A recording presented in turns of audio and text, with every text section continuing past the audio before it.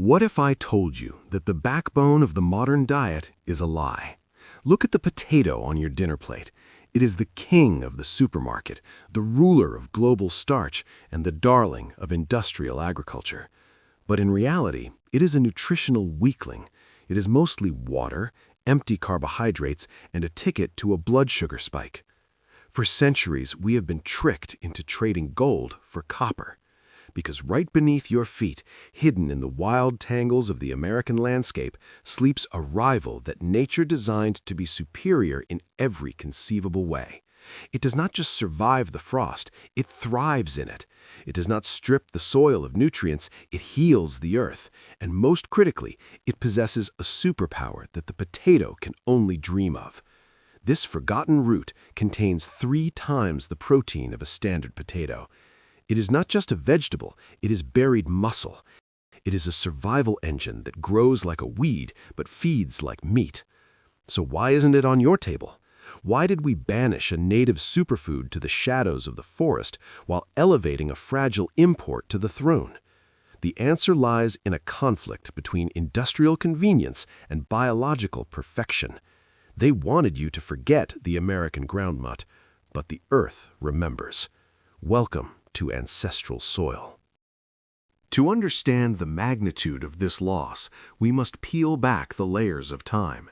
The archive opens not in a laboratory, but in the freezing, unforgiving winter of 1620, on the coast of what we now call Massachusetts. The Mayflower had just landed. The Pilgrims, unprepared and desperate, were facing a starvation so severe it threatened to erase their colony before it even began. Their European crops failed. The soil was alien. Death was knocking on every cabin door. What saved them was not the potato. It was the Hopniss.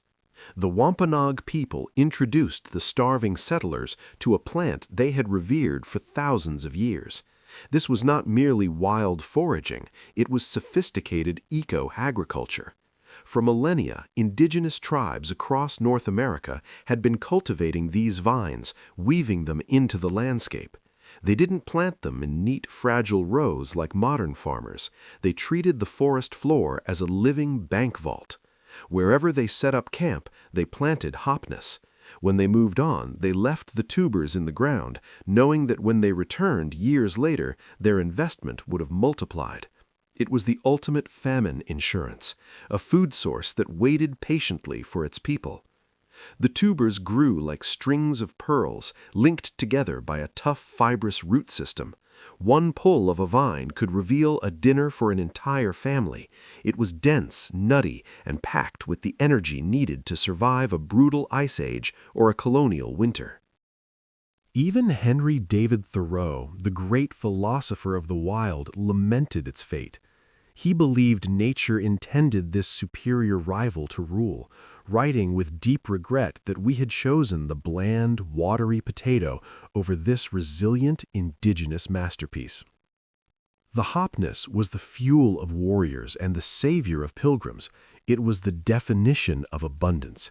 But as the new nation expanded, it brought with it a new god, the plow. And the plow had no patience for a vine that took 2 years to perfect itself. The golden age of Hopniss didn't end because the plant failed.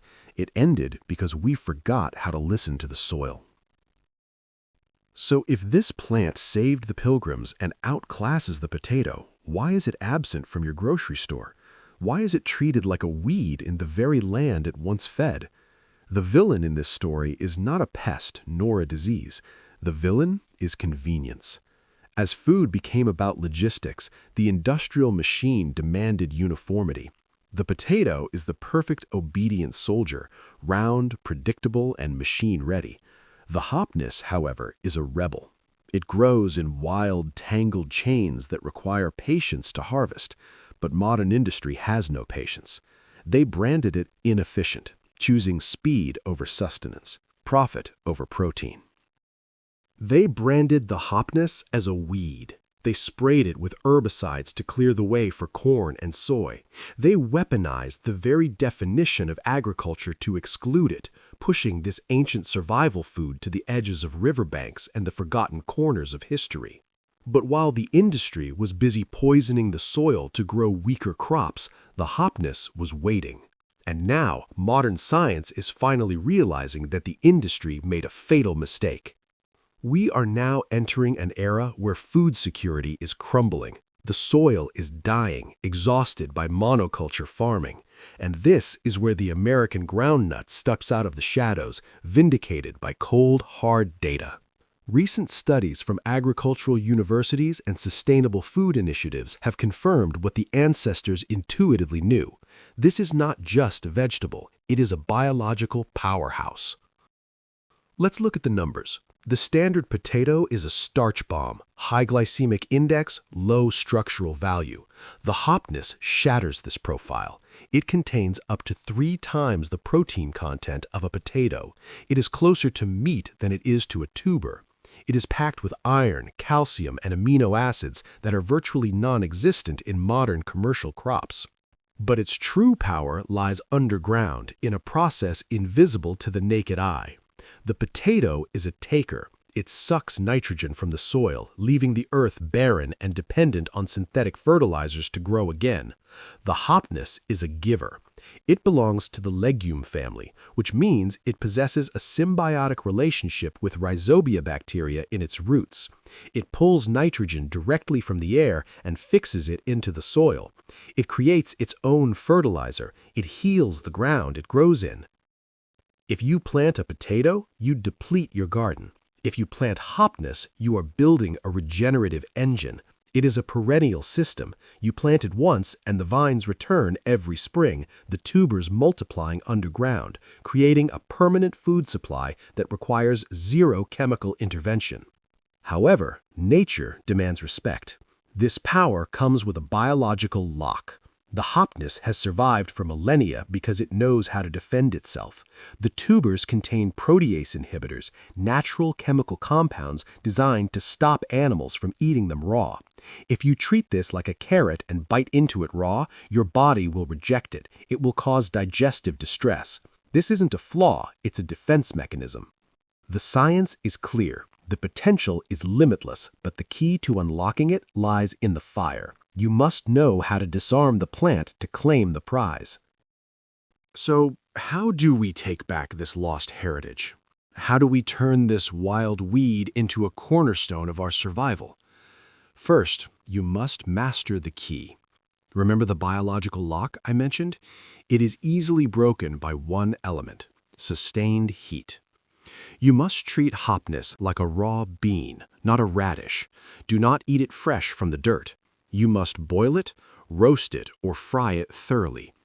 Under the power of heat, the enzyme inhibitors shatter, the danger evaporates, and what is left is a culinary masterpiece.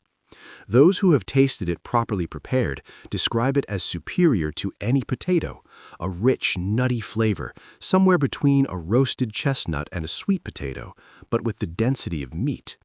Now, for the strategy of planting. This is where the Hopniss humiliates the potato once again. You do not need to baby this plant. You do not need a greenhouse. You simply need a perimeter. Hopniss is an aggressive vine. It wants to climb. Plant the tubers 3 inches deep along a fence, a trellis, or the edge of a woodline where nothing else grows. Then, do the hardest thing for a modern gardener to do. Walk away. Ignore it. Let it battle the elements. Let it fix its own nitrogen. While the potato demands weeding and watering, the Hopniss is busy building a colony. Come back in late autumn after the first hard frost has killed the vines. That is your signal. Dig gently. When you pull up a root, you won't just find one tuber. You will find a string of pearls, a dozen or more distinct tubers connected by a single root line. Here is the secret to eternal abundance. Don't harvest everything. Take the largest tubers for your table and snap the smaller ones off, leaving them in the soil. Cover them back up. You have just planted next year's harvest. You have created a perennial loop of food that requires zero money and zero maintenance. This is not just gardening. This is legacy building. The American groundnut is more than just a forgotten vegetable. It is a mirror reflecting what we lost when we chose convenience over quality. We traded a nitrogen-fixing, protein-packed, perennial powerhouse for a watery, high-maintenance starch, simply because it was easier to put in a box. But the soil is forgiving. The Hopniss has waited patiently in the wild for thousands of years, waiting for us to remember. The industrial food system is fragile. It relies on trucks, chemicals, and perfect weather. But a patch of Hopniss in your backyard relies on nothing but the sun and the earth. It is a declaration of independence. By planting this, you are not just growing food, you are reclaiming a piece of history. You are proving that the ancient ways were not primitive, they were advanced. The knowledge is no longer lost. It is now in your hands. The question is, are you ready to dig? This is ancestral soil. Stay grounded.